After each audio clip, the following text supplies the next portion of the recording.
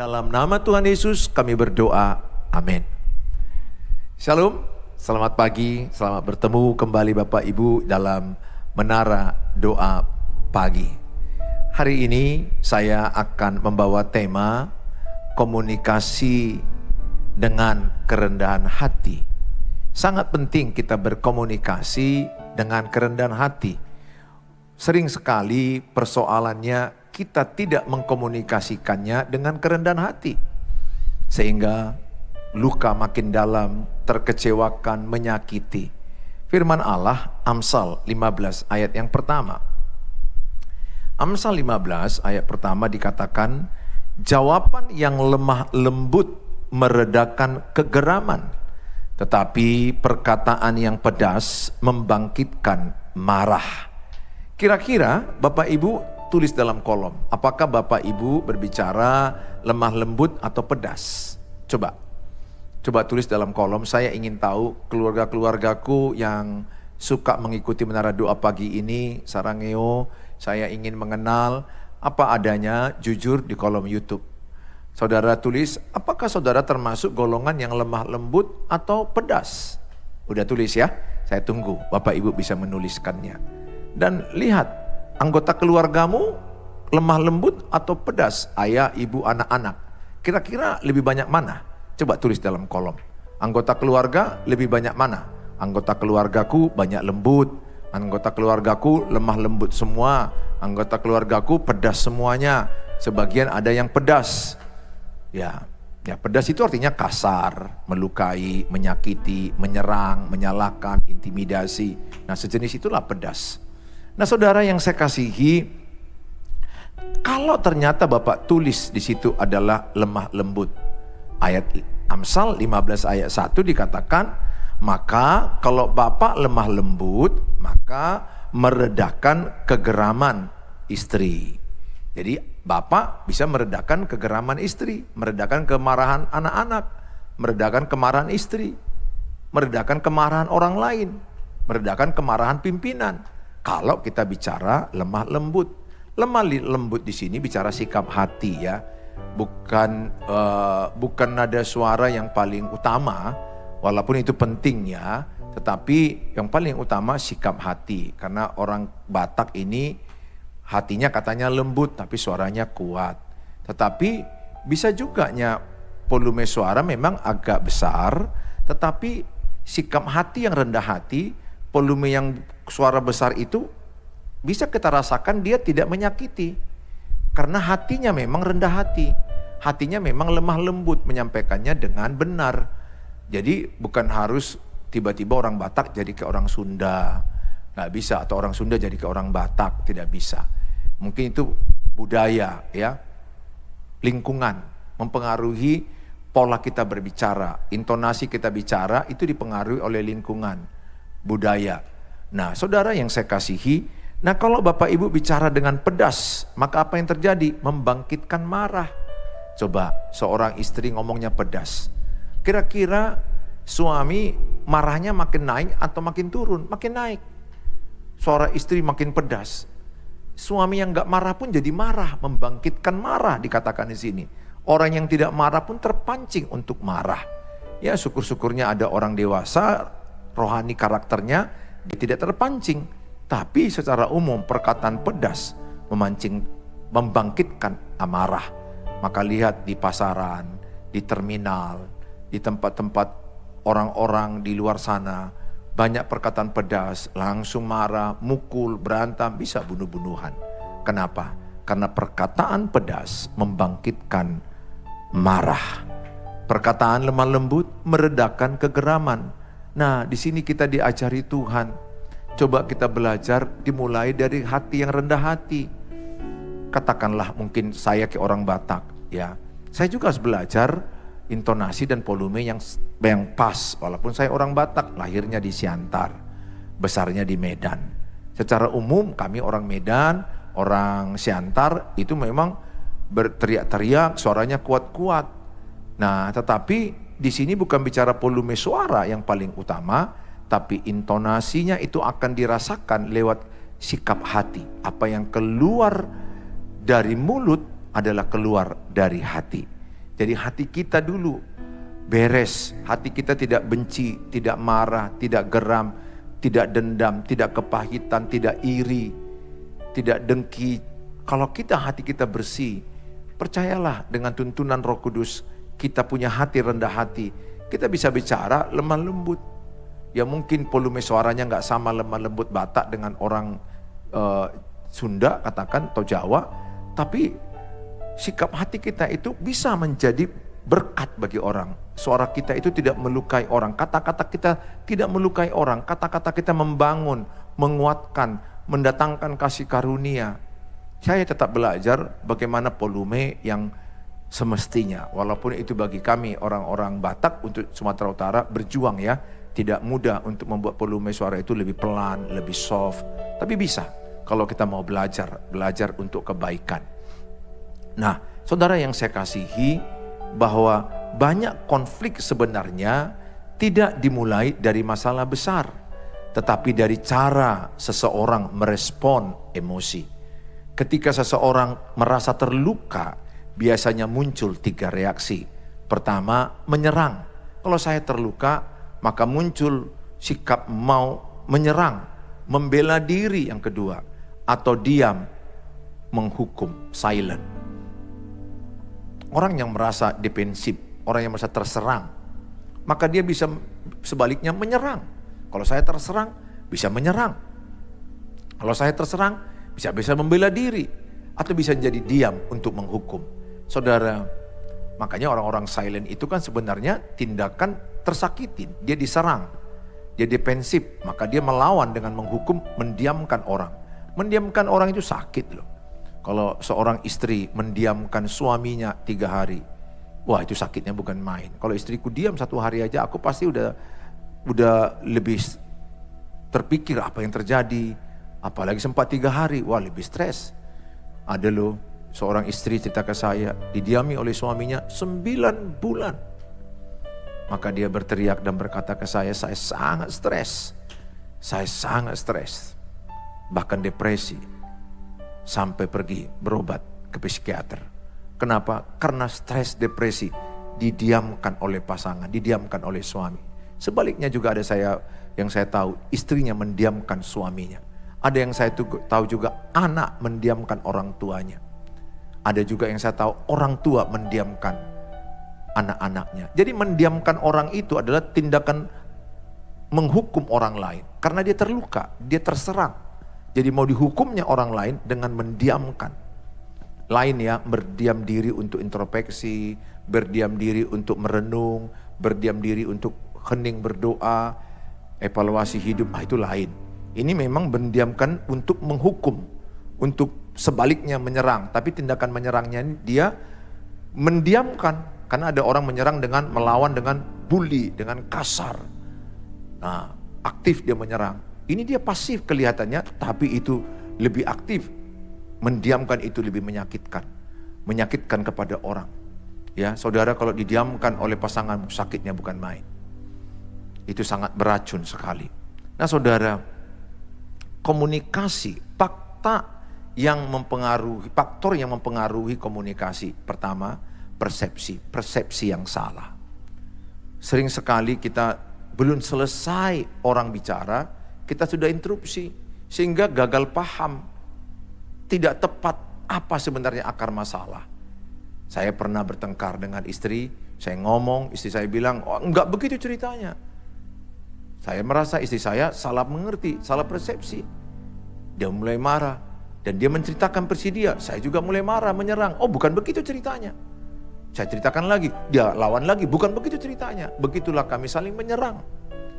Akhirnya setelah baikan, duduk makan sama, besoknya cerita ternyata salah persepsi. Ini long time ago, udah lama kami lakukan. Nah saudara, kenapa? Karena kami merasa terluka, diserang, dan akhirnya menyerang. Akibatnya salah persepsi. Makanya belajarlah mendengarkan pasangan sampai selesai tanpa interupsi. Mendengar dengan hati, mendengar dengan empati, dengan perasaan, mengerti perasaan lawan bicara, mendengar dengan selesai, sampai dengan selesai. Emosi, faktor yang mempengaruhi komunikasi emosi. Emosi kita belum stabil, ya, keadaan hormonal tidak stabil, pikiran, persoalan, uang, keuangan, pinjaman tidak terbayar, beban kerja, emosi tidak stabil, menciptakan komunikasi tidak sehat. Penting kita menstabilkan diri, penting kita menghirup udara lepas seperti meditasi, fokus kepada udara, oksigen, atau meditasi dengan renungan firman, berdoa. Kita ambil waktu menenangkan emosi, pujian, penyembahan, berdoa, ibadah. Emosi yang tidak stabil, kata-katanya akan menyerang, melukai orang. Makanya jangan dengarkan perkataan orang yang lagi emosi tidak stabil. Pasti itu keputusan tidak benar, keputusan yang tidak baik. Nah saudara, berikutnya budaya juga mempengaruhi. Tadi saya katakan ada budaya dari Batak, budaya daripada suku lain, Sunda, Jawa, berbagai Makassar, berbeda-beda. Ya, ada orang bilang kalau dari Makassar dengan Medan hampir sama. Nah saudara, ini masalah culture, budaya yang bagaimana kita dibesarkan. Sunda, ada teman saya tamat SMA 3 Medan, yang biasanya saya lihat dia kasar ngomongnya, keras, ya seperti biasalah kayak Medan Bung. Nah kuliah dia di IPB, bertetangga dengan orang-orang Sunda, 6 bulan kemudian saya ketemu, dia lembut balik, dia lembut sekali. Sampai saya bilang, saya gak dengar suaramu. Ya dia bilang di sana ngomongnya lemah lembut, biasalah punten dan lain-lainnya. Budaya mempengaruhi, lingkungan mempengaruhi saudara, lingkungan mempengaruhi saudara. Lingkungan tempat dia tinggal. Kolose 3 ayat yang ke-13.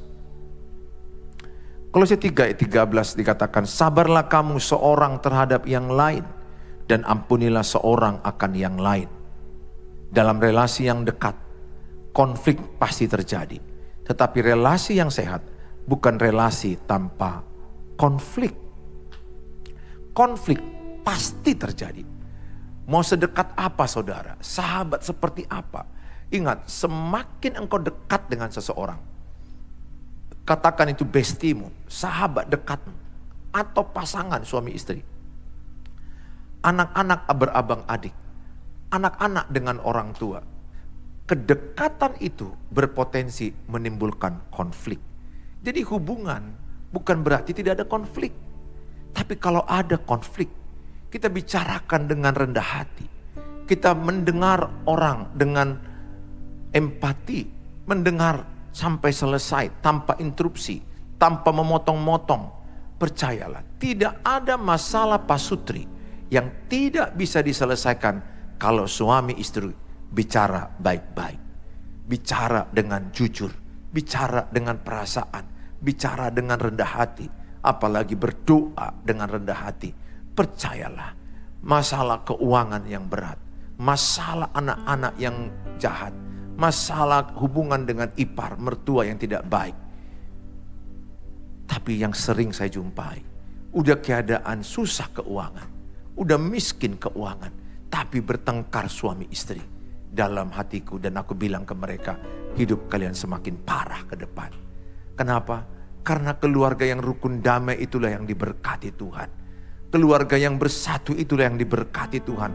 Mazmur 133 ayat 1, 2, 3 dikatakan, sungguh alangkah baiknya dan indahnya apabila saudara hidup rukun damai. Ayat 3 dikatakan, sebab kesanalah Allah memerintahkan berkat-berkat kehidupan.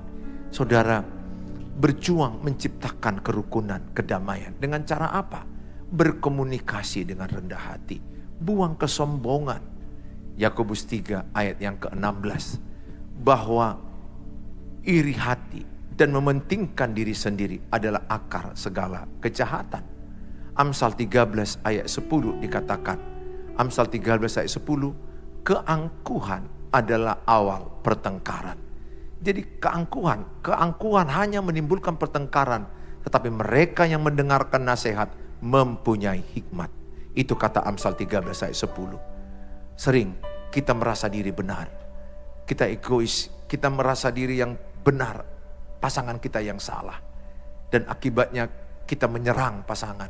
Dan pasangan juga merasa benar, dia menyerang kita balik. Akibatnya kalian saling menyerang. Saya belajar merendahkan hati. Saya belajar komunikasi dengan rendah hati.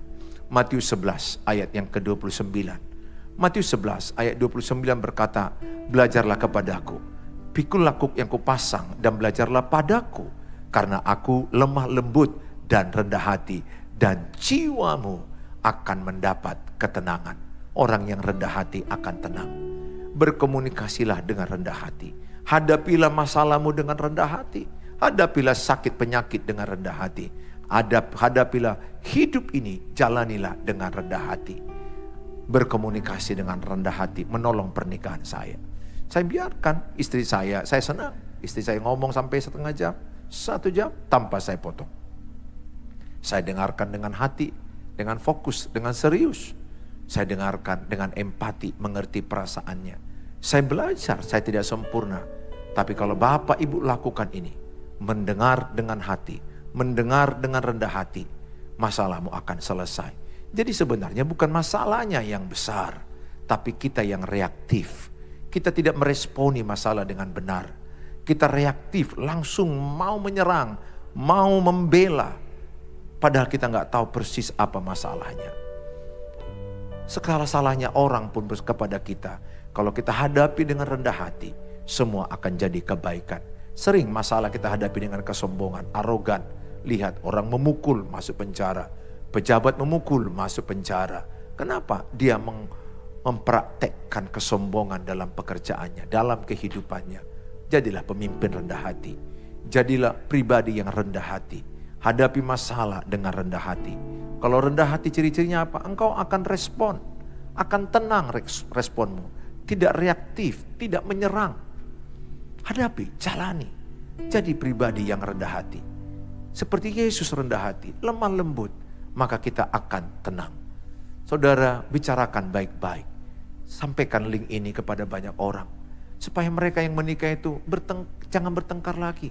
Saya sedih lihat pernikahan, suami berteriak, istri berteriak. Anak-anakmu trauma, anak-anakmu sakit jiwa, anak-anakmu sakit mental. Kalau engkau terus berteriak, tidak memikirkan anak-anakmu. Karena engkau egois mementingkan dirimu, karena engkau sombong. Tapi kalau engkau nanti suatu waktu ibu bapak meninggal dunia, engkau meninggalkan warisan terluka bagi anak-anakmu. Warisan buruk bagi anak-anakmu. Ingat, warisan terbaik bagi anak-anak, pernikahan yang baik. Pertontonkan pernikahan baik. Kejar ketertinggalanmu. Jadi suami rendah hati. Jadi istri rendah hati. Pak, tapi suamiku yang dulu melawan. Kalau istri rendah hati, tidak ada pertengkaran. Ingat, bertengkar itu butuh 2 orang. Tidak bisa bertengkar 1 orang. Katakan istri saya suaranya kuat-kuat. Kalau saya nggak melawan, kalau saya rendah hati, saya tetap melakukan, katakanlah saya nyapu, saya nyuci piring, saya bilang sorry, maaf, saya praktekkan itu.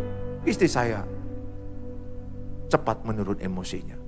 Tepat kata Amsal tadi, bahwa perkataan yang lemah lembut akan meredahkan kegeraman. Perkataan pedas membangkitkan marah. Betapa indah makan bersama di rumah. Kalau lemah lembut, rendah hati, ada ketawa, saling cerita perasaan, saling mendukung, saling menopang. Orang tua tahu perasaan anak nomor kecil, yang paling kecil, siap pudan. Anak nomor 2, anak nomor 1. Bicara baik-baik, lagi jalan-jalan, lagi mau tidur, lagi di mobil. Paling enak bicara dengan rendah hati. Orang yang bicara dengan rendah hati lebih banyak mendengar. Tulis dalam kolom, saya mau berbicara dengan rendah hati. Tulis dalam kolom, saya mau berbicara dengan rendah hati. Tulis dalam kolom, saya mau mendengar sampai selesai. Tulis dalam kolom juga, saya mau lemah lembut. Lemah lembut itu artinya mudah dibentuk, mudah diajar. Kalau hari ini Bapak Ibu mendengarkan firman tidak kebetulan. Roh Kudus lewat channel ini menjamah hatimu. Supaya hatimu yang keras menjadi lemah lembut. Hatimu yang sombong menjadi rendah hati. Saya mengalami kesombongan, keegoisan. Yang kuhadapi apa? Pertengkaran. Yang kedua apa? Perkelahian suami istri. Tapi bertahun-tahun saya mempraktekkan ayat ini. Saya bertahun-tahun belajar bagaimana lemah lembut, rendah hati. Saya melihat pernikahan kami better and stronger. Tidak ada pertengkaran bertahun-tahun. Kenapa? Saya hadapi. Saya bahkan membantu emosi istriku stabil. Saya bahkan membantu emosi anak-anakku stabil. Saya tidak sempurna. Saya hanya mempraktekkan bagian dari bagian firman Tuhan yang saya khotbahkan, yang saya baca.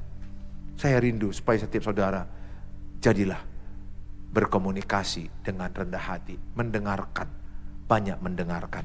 Saudara, relasi yang sehat adalah relasi di mana orang dapat jujur, 1, orang dapat didengar, 2, orang dapat saling mengampuni, 3. Banyak relasi rusak bukan karena tidak ada kasih, tetapi karena tidak ada kerendahan hati untuk memperbaiki komunikasi. Sebenarnya sayang kepada anak-anak, tapi kita nggak mau rendah hati mendengarkan perasaan anak, mendengarkan sudut pandang anak. Apalagi orang tua merasa, aku orang tua, aku yang harus kalian dengar. Tidak itu. Orang tua mendengarkan perasaan anak-anak. Anak-anak juga mendengarkan perasaan orang tua. Suami mendengarkan perasaan istri. Istri juga memahami perasaan suaminya. Saling, itu kunci dalam keluarga. Saudara, komunikasi harus didahului oleh kelemah lembutan dan kerendahan hati. Ketika kerendahan hati hadir, komunikasi berubah dari pertengkaran menjadi pemahaman. Jadi ketika komunikasimu rendah hati, lemah lembut, maka pertengkaran berubah menjadi pemahaman. Kalau sudah sampai kepada pemahaman, maka pernikahanmu akan pulih dan lebih pulih lagi ke depannya. Komunikasi yang memulihkan tidak dimulai dari kata-kata yang hebat, tetapi dari hati yang dipenuhi kasih Kristus. Tulis dalam kolom, hatiku penuh dengan kasih Kristus. Makanya dikatakan Kolose 4 ayat 6, orang yang hidup dalam kasih Kristus akan berkata-kata dengan kasih. Itu Kolose 4 ayat yang ke-6. Saya mengajak saudara untuk mempraktikkan Kolose 4 ayat 6. Hendaklah kata-katamu senantiasa penuh kasih, jangan hambar, sehingga kamu tahu bagaimana kamu harus memberi jawab kepada setiap orang. Orang yang dipenuhi dengan kasih Tuhan, dia diberikan hikmat bagaimana menjawab pertanyaan setiap orang. Kenapa? Karena kasih dalam diri dia akan menuntun perkataan itu oleh Roh Kudus. Tuhan memberkati kita, mari kita berdoa. Bapa di sorga, dalam nama Tuhan Yesus Kristus, kami bersyukur buat pagi ini. Biarlah kami belajar komunikasi dengan rendah hati, belajar komunikasi dengan lemah lembut. Kami jauhkan perkataan pedas, karena perkataan pedas membangkitkan marah. Perkataan lemah lembut meredakan marah, meredakan kegeraman. Ajari kami semua, sehingga di rumah kami ada damai, ada sukacita, ada kebenaran, ada surga di rumah kami. Tidak ada lagi berteriak-teriak di rumah kami. Tidak ada lagi bertengkar di rumah kami. Tidak ada lagi yang namanya diam-diaman di rumah kami. Tidak ada lagi cuek-cuekan di rumah kami. Yang ada kami saling peduli, saling mendoakan, saling mengasihi, saling mensupport, saling mendukung, saling mendengar satu sama lain. Jadikan kami orang tua yang mau merendahkan hati, mendengarkan cerita anak-anak. Jadikan anak-anak rendah hati, mau mendengarkan isi hati orang tua. Jadikan suami yang mau mendengarkan isi hati istri. Istri mau mendengarkan perasaan suami. Betapa indahnya keluarga rukun damai seperti firman-Mu. Mazmur 133 ayat 1. Sungguh alangkah baik dan indahnya apabila saudara hidup rukun damai. Sebab kesanalah Allah memerintahkan berkat kehidupan. Terima kasih buat firman-Mu. Oleh kuasa Roh Kudus, mampukan kami melakukan firman Allah. Bagi saudara yang sakit, angkat tangan kananmu. Taruh di bagian tubuh yang sakit. Di dalam nama Tuhan Yesus Kristus, bagian tubuhmu yang sakit disembuhkan Tuhan oleh bilur-bilur Tuhan. Hari demi hari engkau makin sehat. Hari demi hari engkau makin pulih. Baik darah tinggimu, sakit gula, saraf kejepit, mungkin ada sakit kanker, sakit ginjal, pernapasan, asam lambung, bagian alat gerak tubuhmu, apapun yang sakit kau rasakan, dalam nama Tuhan Yesus, Tuhan menyembuhkan engkau. Tuhan menyehatkan hari demi hari. Tuhan berkati obat-obat, Tuhan berkati tenaga medis menjadi sumber kesehatan. Bapa di sorga, kami serahkan mereka dalam tangan Tuhan. Supaya mereka yang sakit, terjadilah kuasa kesembuhan bagi mereka. Bagi mereka yang sedang kekurangan uang, kekurangan ekonomi, masalah ekonomi, mereka lagi susah dalam pekerjaan, hamba-Mu berdoa, berilah mereka hikmat, kekuatan, semangat, kekuatan baru, bahwa ada Tuhan yang menyertai mereka bekerja, agar mereka bertekun dalam pekerjaan, bertekun mengelola keuangan. Ajar kami mencukupkan diri dengan apa yang ada pada kami, agar kami tidak mau meminjam-minjam uang kepada orang-orang, supaya jangan bertambah pinjaman kami terus-menerus. Dan yang ada pinjaman, mampukan mereka, berkati mereka untuk bisa mengembalikan pinjaman-pinjaman mereka. Mereka yang membutuhkan penjualan tanah, penjualan rumah, kasih karunia-Mu mempertemukan mereka dengan pembeli. Tuhan tolong mereka mempertemukan dengan pembeli. Hamba-Mu berdoa bagi mereka yang sedang berjuang, membutuhkan keturunan. Tuhan jamah kandungan mereka, kesehatan suami istri. Tuhan jaga dalam Tuhan Yesus. Tuhan tolong, kasih karunia-Mu cukup bagi kami. Apa yang tidak bisa menjadi bisa, yang tidak mungkin menjadi mungkin. Engkau Allah yang sanggup melakukannya itu. Kami berdoa bagi mereka yang sedang anak-anaknya ujian, atau ujian mau kerja, ujian kedinasan, ujian perguruan tinggi, dan lain-lainnya. Kami berdoa ya Tuhan, Tuhanlah menolong mereka yang mau ujian, mereka yang sedang berjuang di dalam hubungan sesama mereka. Tuhan tolong hubungan, pulihkan. Di dalam nama Tuhan Yesus Kristus kami telah berdoa. Mari kita ucapkan doa Bapa kami. Bapa kami yang di surga, dikuduskanlah nama-Mu, datanglah kerajaan-Mu, jadilah kehendak-Mu di bumi seperti di surga. Berikanlah kami pada hari ini makanan kami yang cukupnya, dan ampunilah kami akan kesalahan kami, seperti kami juga mengampuni orang bersalah pada kami. Dan janganlah bawa kami dalam pencobaan, tapi lepaskanlah kami daripada yang jahat, karena Engkau yang punya kerajaan dan kuasa dan kemuliaan sampai selama-lamanya. Amin. Bawalah berkat Tuhan. Tuhan menyinarkan wajahnya kepadamu. Tuhan menyertai melindungi engkau. Tuhan menjauhkan engkau dari mara bahaya. Tuhan memberkati pekerjaan tanganmu. Tuhan menyertai perjalanan kakimu. Tuhan membuat engkau berhasil dan beruntung. Naik tidak turun, melimpah tidak kekurangan. Bawalah berkat, damai, sejahtera dari Allah Bapa, cinta kasih sempurna Tuhan Yesus, penyertaan Allah Roh Kudus menyertaimu sekarang sampai selama-lamanya. Dalam Tuhan Yesus yang percaya sama-sama katakan amin, amin. Apabila Bapak Ibu belum subscribe, saya berharap Bapak Ibu bisa subscribe, bagikan link ini kepada banyak orang, khususnya pernikahan yang banyak pertengkaran, yang mau cerai-ceraian, yang kebingungan membesarkan anak. Bagikan link ini. Dengan membagikan link ini, Bapak Ibu sudah terlibat di dalam pemberitaan firman Tuhan. Bapak Ibu yang ingin konseling, hanya di chat, only chat. Karena saya sudah jadwal sangat padat sekali, saya berjuang membalaskannya di 0811 63 7347. Bapak Ibu yang ingin menabur bagi pelayanan pekerjaan Tuhan, mendukung hamba-hamba Tuhan, silakan menabur di rekening yang ada. Terima kasih buat taburan yang sudah kami terima. Tuhan memberkati Bapak Ibu dimanapun berada. Tuhan mengembalikan berlipat kali ganda bagi Bapak Ibu. Sampai jumpa besok pagi jam 5 waktu Indonesia Barat. Shalom.